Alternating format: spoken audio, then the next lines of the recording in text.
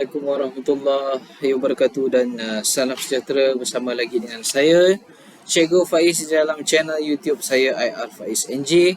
Baik, hari ini kita akan meneruskan lagi pembelajaran kita untuk mata pelajaran Reka Bentuk dan Teknologi tingkatan 2 bagi bab 1 penyelesaian masalah secara inventif.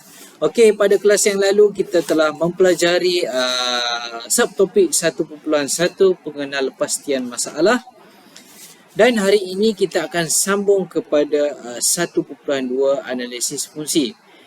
Okey, hari ini kita akan tengok 1.2.1 hubung kait antara produk dengan objek dari segi fungsinya. Baik, sebelum tu cikgu harap kamu telah bersedia dengan rujukan buku teks digital ataupun buku teks kamu.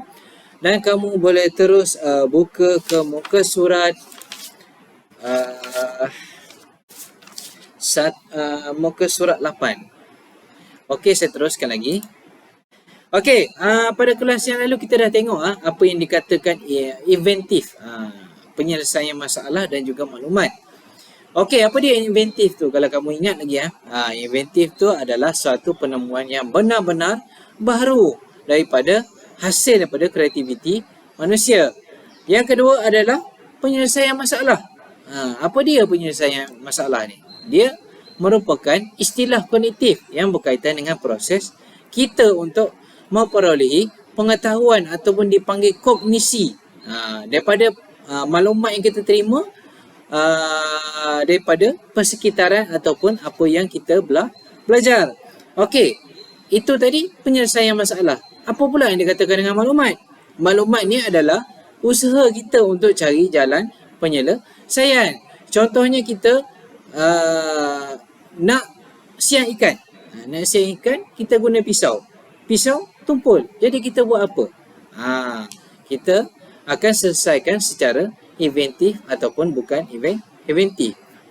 Bergantung kepada kesesuaian. Okey, mengenal pasti masalah. Ada dua kita dah belajar pada kelas yang lalu. Yang pertama adalah bukan inventif. Bukan inventif ni contoh dia apa? Kamu ingat tak lagi?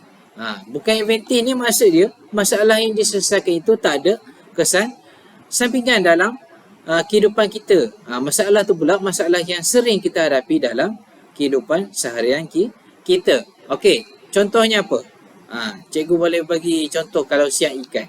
Siang ikan, siang-siang ataupun potong daging, potong-potong, pisau tumpul. Kita buat apa? Kita asah. Okey, contoh lain. Contohnya macam baju kan, baju kamu basuh. Kamu nak pakai dia berkedut. Jadi kamu setrika semula dan baju itu menjadi tidak berkedut. Jadi dia merupakan masalah yang sering kita hadapi dalam kehidupan seharian dan tak ada kesan sampingan. Okey, apa pula masalah inventif? Masalah inventif ni adalah masalah yang ada kesan sampingan apabila kita membuat penambahbaikan dan dapat diselesaikan dalam seperti yang disarankan dalam prinsip inventif. Contohnya apa? Macam kita dah tengok yang lepas. Contohnya macam meja. Meja kita letak buku banyak-banyak. Buku tu berat. Jadi kaki dia akan bergoyang ataupun akan singgih. Jadi kita nak selesaikan, kita buat macam mana? Kita tukar kepada kaki besi dan masalah itu dapat diselesaikan. Tetapi dia mempunyai kesan sampingan. Apabila kaki dia besi, dia menjadi berat dan sukar untuk dialihkan. Okey. Jadi dia ada pula apa yang kita kena lakukan untuk selesaikan masalah itu bergantung kepada model penyelesaian yang kita belajar pada kelas yang lalu. Okey, hari ini kita nak tengok analisis fungsi. Okey, kalau kamu tengok dekat depan kamu ni kamu buka buku teks kamu pada muka surat 8. Okey. Dalam ni ada tunjuk gambar rak kasut. Rak kasut ni apa? Rak kasut ni tempat nak letak kasut. Okey, gambar yang dekat atas ni adalah gambar komponen ataupun benda-benda yang kita akan cantum menjadi mencantumkan dia sebagai rak kasut. Okey, ini barang dia.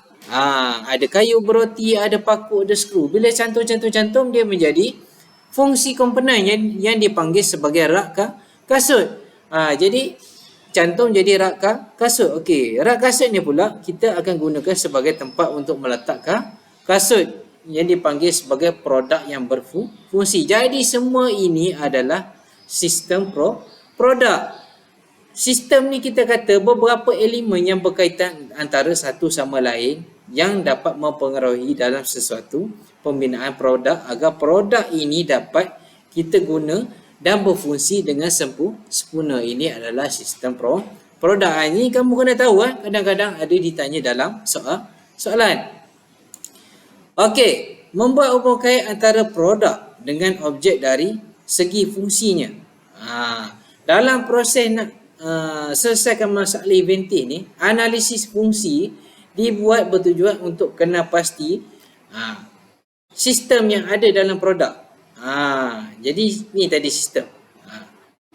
Kita buat analisis fungsi untuk kenal pasti sistem yang ada dalam produk ni. Okey, bila buat analisis fungsi, kita kena nyatakan fungsi setiap komponen itu.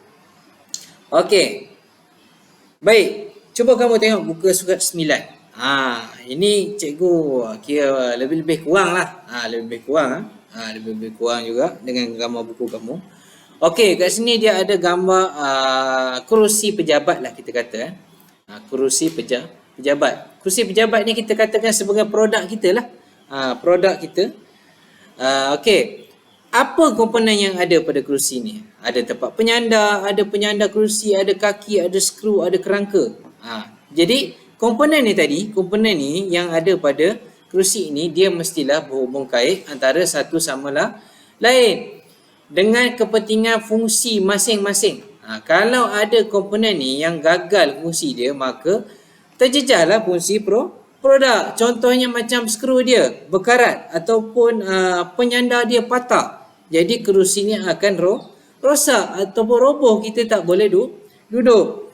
Okey, dalam konsep analisis fungsi, produk terdiri daripada gabungan beberapa komponen untuk membentuk produk lengkap. Ni atas tadi komponen kan. Komponen-komponen ni bergabung menjadi produk. Jadi produk itu adalah sesuatu sistem bagi produk itu sendiri. Okey, apa dia fungsi? Fungsi ni tadi kita dah tengok sistem. Jadi sekarang ni kita tengok apa yang dikatakan dengan fungsi. Fungsi ni adalah tugas produk ni, tugas kerusi ni untuk merubah objek sasaran. Fungsi adalah tugas produk ni untuk merubah objek sasaran. Okey, ini pun kadang-kadang ditanya dalam soalan. Apa dia pula objek? Objek itu adalah penerima kesan daripada akibat daripada sesuatu produk ini. Jadi kalau dalam konteks sekarang ni, fungsi adalah tugas produk ni. Jadi produk ini adalah kerusi. Objek tu siapa? Objek, siapa yang penerima kesan tu? Dia adalah manusia. Okey, tengok pada buku teks kamu ataupun buku teks digital kamu yang bahagian bawah tu. Ni secara ringkasnya untuk pemahaman kamu. Ni pun kadang-kadang ada ditanya dalam soalan. Apa dia sistem? Apa dia fungsi? Apa dia objek? Okey, sistem itu adalah produk. Produk tadi apa?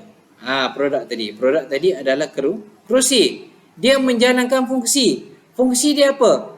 Fungsi adalah tugas produk itu merubah objek sasaran. Jadi apa fungsi dia?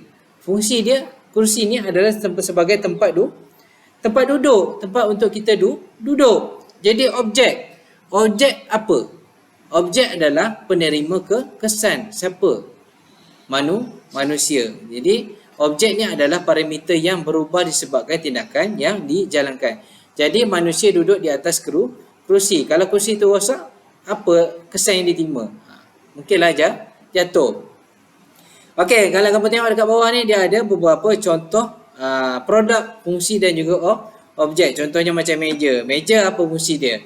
Fungsi dia untuk memegang contoh objek yang diletakkan di meja. Apa dia? Buku. Kalau cawan apa? Dan seterusnya lah sehingga yang terakhir. Okey, baik, itu saja untuk pembelajaran kita bagi subtopik analisis fungsi. Sehingga kita berjumpa lagi pada kelas yang akan datang untuk subtopik 1.3 pencanggahan fizikal. Sila lengkapkan tugasan yang telah saya berikan, rujuk buku teks digital dan juga buku teks kamu. Sehingga kita berjumpa lagi pada kelas yang akan datang. Terima kasih. Bye-bye.